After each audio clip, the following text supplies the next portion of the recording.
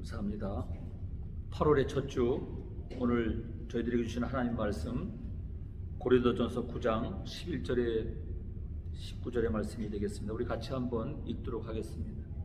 고린도전서 11장의 19절의 말씀인데요, 앞에 모니터를 보시고 같이 한번 읽도록 하겠습니다. 11절서부터 19장까지 함께 읽습니다. 우리가 너희에게 신령한 것을 부렸은즉 너희 육신의 것을 거두기로 과하다 하겠느냐? 다른 이들도 너에게 이런 권을 가졌거든 하물며 우리일까 보냐? 그러나 우리가 이 권을 쓰지 아니하고 범사에 참는 것은 그리스도의 복음에 아무 장애가 없게 하여 함이로라. 성전에 일을 하는 이들은 성전에서 나눈 것을 먹으며 제단을 모시는 이들은 제단과 함께 나누는 것을 너희가 알지 못하느냐?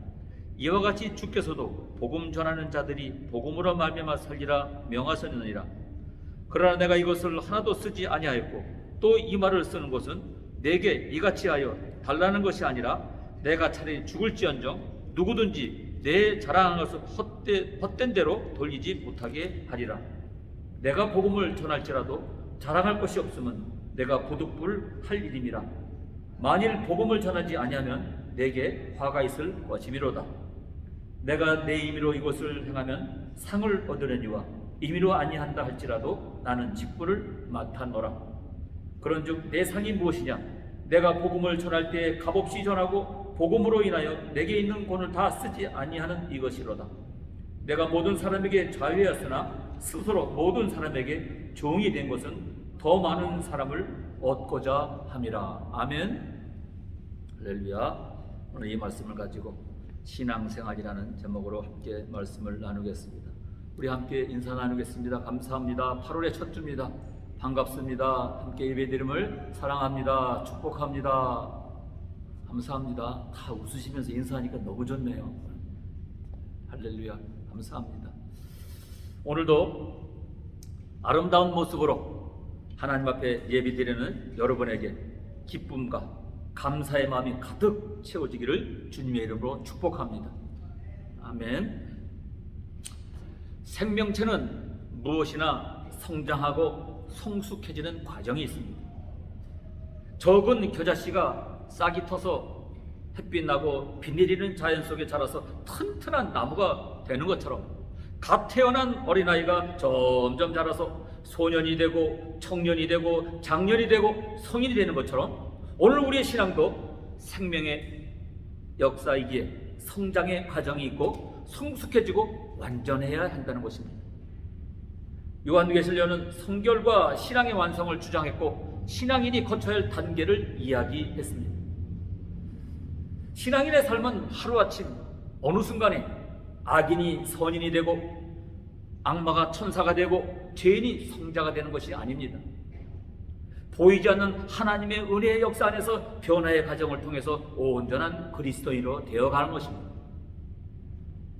에베소서 4장 21절에 진리가 예수 안에 있는 것 같이 너희가 과연 그에게서 듣고 또한 그 안에서 가르침을 받았을 텐데 너희는 유혹의 욕심을 따라 썩어져가는 구습을 쫓는 옛 사람을 벗어버리고 오직 심령으로 새롭게 되어 하나님을 따라 의와 진리의 거룩함으로 지으심을 받은 새 사람을 입으라라고 말씀하고 있습니다.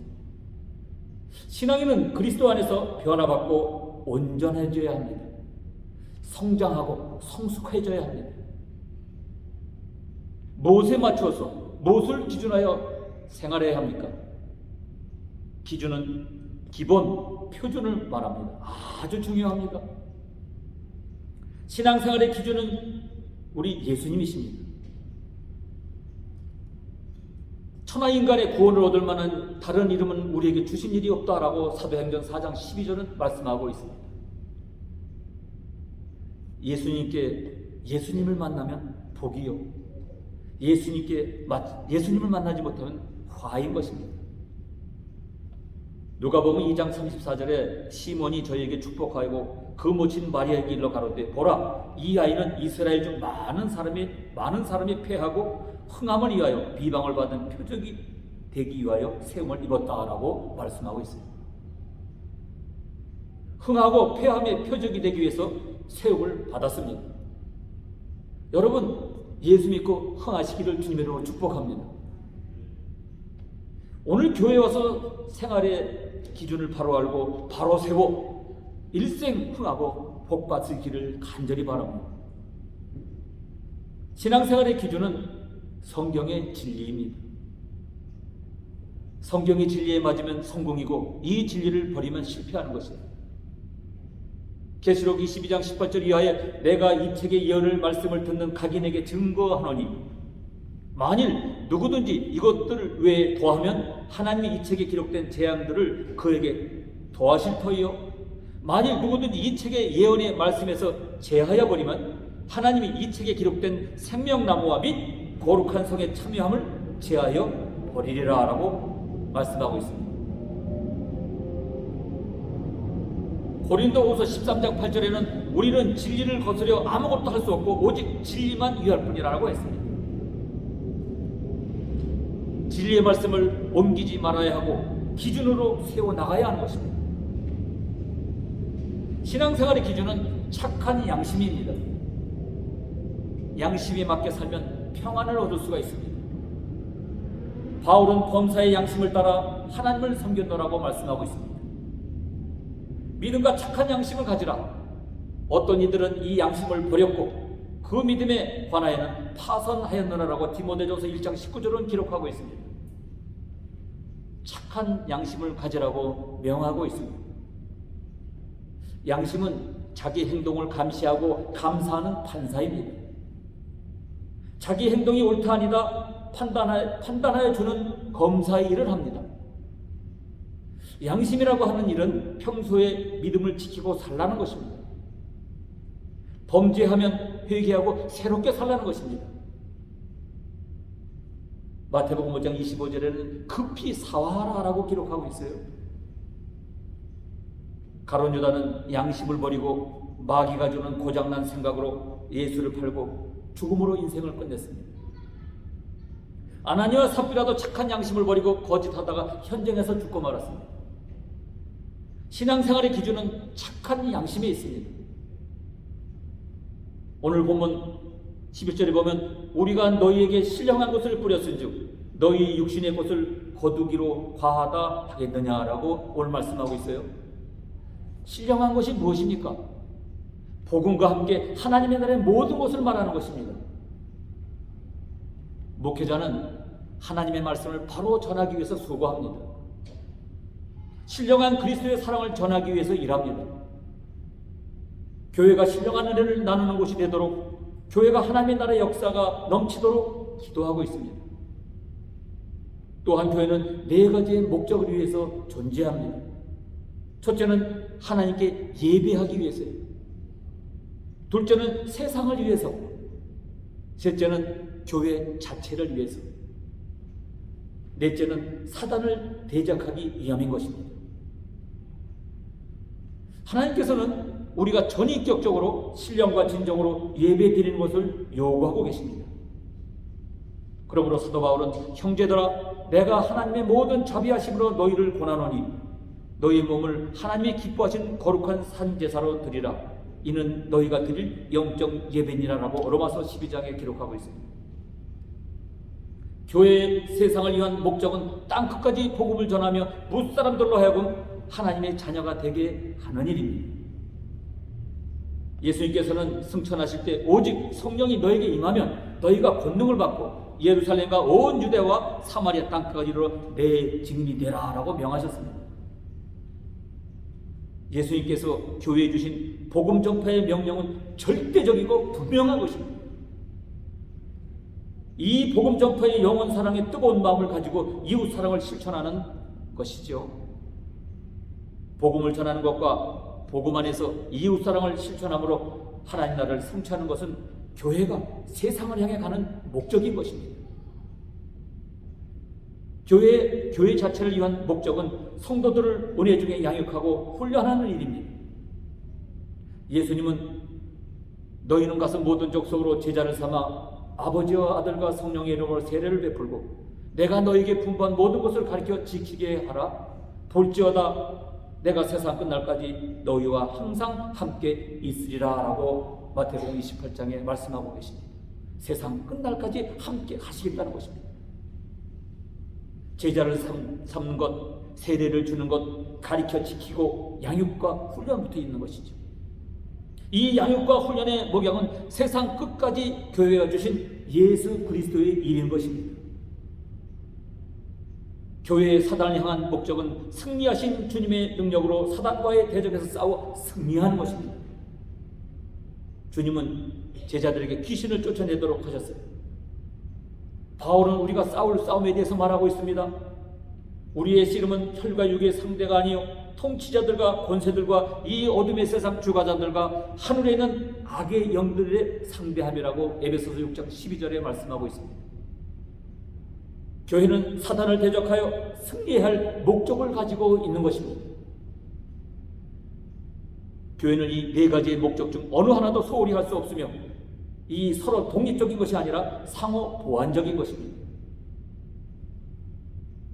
예배만 치중한 교회라든지 세상을 향한 복음 전파에만 치중한다든지 교회 자체를 위한 일에만 치중한다든지 사단과의 대적에 대하여서 치중하는 일은 교회를 불균형되게 만들고 맙니다.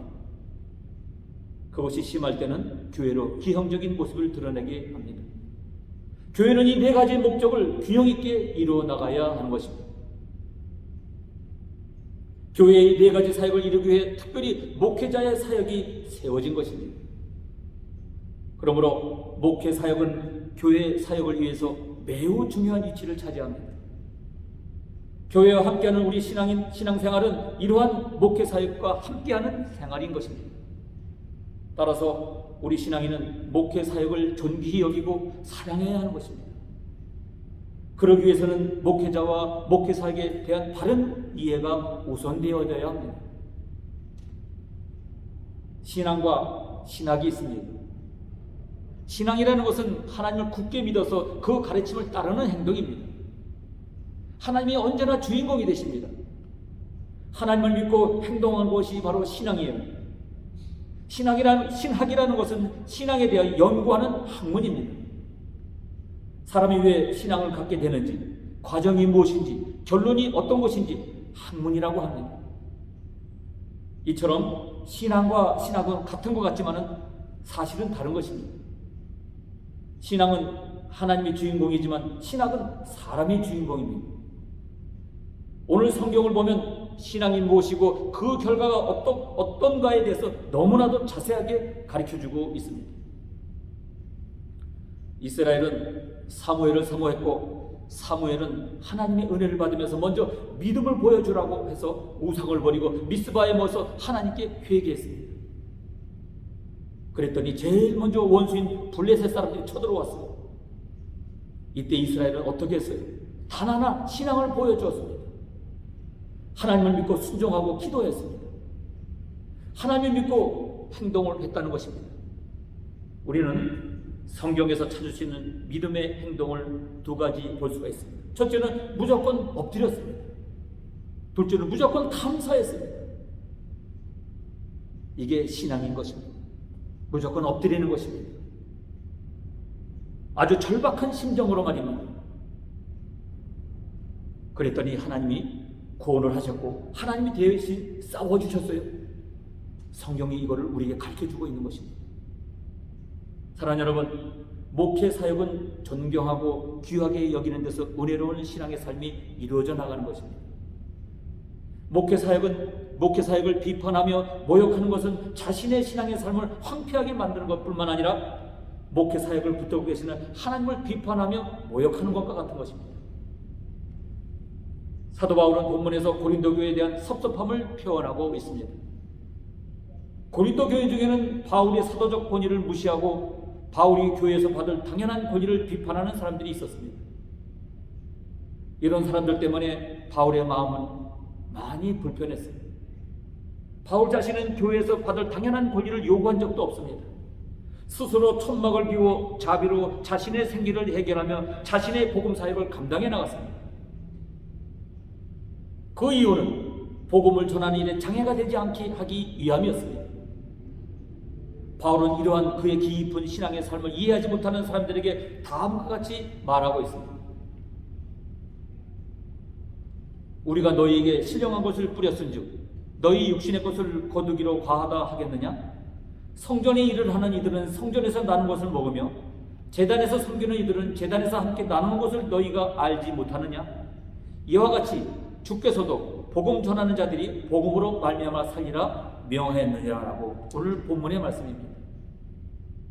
그런가 하면 오늘 본문의 9절에 12절의 말씀은 다른 이들도 너희에게 이런 권리를 가졌거든 하물며 우리일까 보냐. 그러나 우리가 이 권리를 쓰지 아니하고 범사에 참는 것은 그리스도의 복음에 아무 장애가 없게 하려 함이라 라고 오늘 기록하고 있습니다. 목회 사역을 이해하며 지원하는 것은 하나님의 명령입니다. 목회자의 목회 사역을 이해하며 그 일에 참여하는 믿음을 가지시는 여러분들이 되시기를 바랍니다. 또 목회 사역에 대한 관계가 은혜롭기를 바랍니다. 그러므로 건강한 믿음의 삶을 살아가시기를 간절히 바랍니다. 목회 사역을 기뻐하며 존귀히 여기며 힘써 동역하고 도움으로 우리의 신앙의 삶이 하나님께서 기뻐하시는 삶이 되도록 하십시오. 목회 사역을 돕고 그 사역에 함께하는 것은 하나님께서 축복하시는 아름다운 삶의 과정입니다. 목회 사역과 함께하는 은혜로운 신앙생활의 삶을 이루십시오. 목회자와 함께하는 것이 마치 예수님과 함께하듯이 예수님과 함께하는 것이 되도록 하십시오. 그러므로 풍요한 영적인 축복을 누리시는 성도님들이 되시기를 간절히 축복합니다. 여러분, 우리 자그마한 문제라도 생기면 무조건 엎드릴 줄 알아야 합니다. 사람과의 관계도 그렇고 하나님과의 관계도 그렇습니다. 사람이 일하는 것을 성취라고 말합니다. 우리가 뜻을 세우고 힘을 모으는 목적은 결국 보람 있는 일을 하기 위해서인 줄로 압니다. 뜻과 힘의 목표가 일에 있습니다. 성취는 나무의 열매와 같습니다. 나무 잎이 나고 꽃이 피는 목적은 열매를 맺기 위해서입니다. 뜻과 힘의 결론은 일에 있습니다. 뜻이 뜻만으로 머무르고 힘이 힘만으로 머무른다면 뜻과 힘에 무슨 의미와 가치가 있겠습니까? 나무는 그 열매에 의해서 그 가치가 판단되듯이 사람은 그 행동에 의해서 가치가 결정되는 것입니다. 우리는 자기가 확고한 사명을 발견할 때 인생을 살아가는 자세가 달라지고 행동하는 원칙이 뚜렷해지는 것을 알게 됩니다. 사명의식의 확립이 소명감을 형성해 줘 부르심의 뜻에 눈을 뜨게 하는데 그것이 바로 소임입니다. 소임. 신앙은 내 뜻이 아니라 하나님의 뜻에 맞추는 것입니다. 신앙은 무조건 엎드리는 것입니다. 엎드리는데 지식이 필요하나요? 엎드리는데 물질이 필요하나요? 경력이 필요한가요? 그냥 엎드리는 것입니다. 엎드렸더니 하나님께서 기적의 역사를 많이 주시더란 말입니다. 예수님께서도 산상수훈 마지막에 하신 말씀 가운데 내 말을 듣고 행하는 자가 복이 있다라고 말씀하셨습니다. 그런가 하면 마태복음 7장에는 구하라 그리하면 너희가 주실 것이요 찾으라 그러면 찾을 것이요 문을 두드리라 그러면 너희에게 열릴 것이라. 그리고 뭐라고 말씀하십니까? 그러므로 남에게 대접을 받고자 하는 대로 너희도 남을 대접하라. 이것이 율법이요 선지자니라 라고 말씀하고 있습니다. 남을 대접하는 데는 조건이 없습니다. 이유도 없고요. 사람 앞에서도 엎드리고 하나님 앞에서 엎드리는 이것이 축복의 비결인 것입니다. 이것이 은혜 받는 비결인 것입니다. 성경이 우리에게 가르치고 있습니다. 신앙은 생명이기 때문에 항상 자라야 합니다. 사도 바울이 고린도 교인들에게 그들의 신앙이 어리기 때문에 단단한 음식을 먹이지 않고 젖을 먹이도록 가르친다 했습니다. 신앙에도 소년기, 청년기, 장년기가 있습니다. 우리들 믿음에서만 모두 장년기에 들어 성숙해지기를 간절히 바랍니다. 빌립보 3장 15절에 바울은 우리 온전히 이룬 자들이란 이 믿음의 성숙자들을 가리킵니다. 그런데 이 말씀의 성숙성의 내용을 보면 신앙이 잘 자라서 성숙한 자는 어떠하다는 점을 성경에서 찾아봅니다. 첫째로 내가 이미 얻었다 함도 아니요 온전히 이루었다 함도 아니라 하는 이 미완성 상태지만 그리스도에게 잡힌 바 된 그것을 잡으려고 쫓아가는 사람입니다. 진리를 탐구하는 자에게는 완성이란 없습니다. 영원히 성장해가는 자에게는 완성의 순간이 없습니다. 신앙은 영원한 성장을 지향해가는 진리이기 때문에 성숙하면 할수록 더 잘하려고 갈급해야 합니다. 죽은 신앙은 정지되고 화석같이 굳어진 신앙이요, 썩은 신앙은 후퇴하고 퇴포하는 신앙이에요. 믿음의 성숙자는 더 완성하려고 더 깊고 높고 잘하려고 애쓰고 노력하며 더 잘 믿어보려고 갈급해하는 자, 그가 신앙의 성숙한 자인 것입니다. 유년 주일학교 시절에 배웠던 예수로 집사가 되고 예수로 장로가 되어서 그대로 믿고 나가는 자는 신앙의 연주는 수십 년 되어 해도 신앙의 성숙도는 어린아이와 같이 안진뱅이와 같은 것입니다. 그러므로 신앙이 성숙한 자는 은혜에 더 갈급해하고 기도에 더 감격해하고 하나님의 말씀에 더 꿀같이 달다하여 교회를 좀 더 사랑하고 봉사하고 애쓰고 은총의 감격이 더 민감하고 더 배우고 더 잘하고 더 깊이 알아보려고 하는 자, 그가 신앙의 성숙인 것입니다. 신앙은 경주요, 세상은 경주장입니다. 인생을 약간이라도 마음 놓고 헐렁하게 살다간 목표를 잃어버리고 예수님을 놓치고 맙니다. 더군다나 성숙이란 인생의 온갖 경험을 다 해보고 시행착오도 몇 번 해보고 이제 인생을 겨우 알게 되는 그때는 이미 인생 한갑을 넘기게 되는데, 그러니 60평생 살아온 것은 연습해본 것이고 진짜 인생은 이제 마지막 얼마 남지 않은 한때일 뿐인 것입니다. 그런데 그때의 인생 일대의 승패를 걸고 뛰어가는 것입니다. 신학 중요합니다. 그러나 더 중요한 것은 신앙입니다. 우리는 신앙으로 살아야 합니다. 우리는 어려울 때 살아가고 있습니다. 정말 어려운 시을 살아가고 있습니다. 우리의 경제적인 문제, 우리의 삶의 앞날의 문제, 모든 것들이 많은 어려움을 준다 할지라도 무조건 엎드리고 감사하는 여러분들 모두 되시기를 주님의 이름으로 부탁드립니다. 엎드리는 거예요. 하나님 앞에 엎드리는 거예요. 무조건 엎드리고 무조건 감사드리는 거예요. 말씀을 마치기 위해서 생활의 기준을 바로 세워야 합니다. 신앙생활에 성공해야 합니다. 생활의 축복을 받아야 합니다. 마음의 평강을 얻어야 합니다. 미래도 형통해야 합니다. 8월에도 우리 주님께서 우리를 형통케 하여 주실 줄로 믿습니다. 천국에 입국하여 영광에 이르도록 말입니다. 그렇게 되기 위해서 신앙생활의 기준을 예수님께 맞춰야 합니다. 성경의 진리에 맞춰야 합니다. 착한 양심에 맞춰야 하는 것이죠. 이 기준 안에서 살아가 주인의 즐거움에, 여러분의 주인의 즐거움에 참여하는 여러분 모두가 되시기를 주님으로 축복합니다. 아멘. 할렐루야. 주님 고맙고 감사합니다. 하나님, 오늘도 하나님 아버지 당신께서 주신 말씀을 마음에 새깁니다. 아버지 하나님, 내가 내 눈에 세상이 먼저 들어와요. 하나님의 삶의 진리를 잃을 때가 한두 번이 아닙니다. 하나님, 말씀이 내 마음에 정착해서 이 말씀대로 살아갈 수 있도록, 하나님 온전한 신앙인이 될 수 있도록 저희들을 붙잡아 주셔서 하나님, 당신께 주신 놀라운 이 은총, 당신께서 받은 이 놀라운 아버지 햇빛을, 아버지 어둠을 캐칠 수 있는 우리 한 사람 한 사람 모두가 되게 하여 주옵소서. 8월을 주셨습니다. 이 8월 한 달도 주님께서 지켜주시고 아버지 은혜롭게 하시고 풍요롭게 하시고 건강케 하여 주셔서 하나님의 진리 안에 살아가는 우리 한 사람 한 사람 모두가 다 되게 하여 주옵소서. 주님께 영광을 올려드립니다. 거룩하시고 자비로우신 존귀하신 예수님 이름으로 기도했사옵나이다. 아멘.